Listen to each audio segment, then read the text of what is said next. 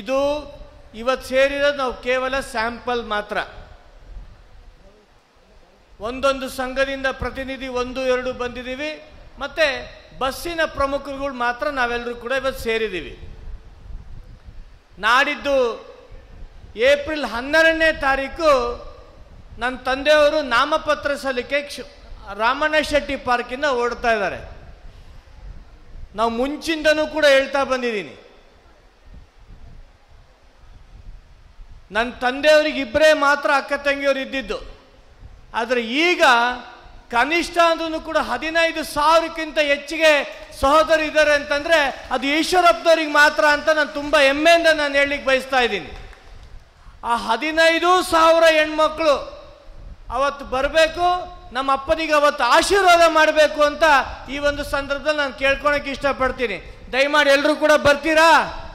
ಬರ್ತೀನಿ ಅನ್ನೋರು ಮಾತ್ರ 2 ಕೈ ಎತ್ತಿ ಹೇಳಿ. ನೀವು ಮಾತ್ರ ಬರೋದಲ್ಲ, ನಿಮ್ಮ ಜೊತೆಗೆ ನಮ್ಮ ಇಡೀ ಸಂಘದ ಎಲ್ಲ ಪ್ರತಿನಿಧಿಗಳು ಬರಬೇಕು, ಜೊತೆಗೆ ನಮ್ಮ ಕುಟುಂಬ ವರ್ಗದವರು ಸೇರಿಸ್ಬೇಕು.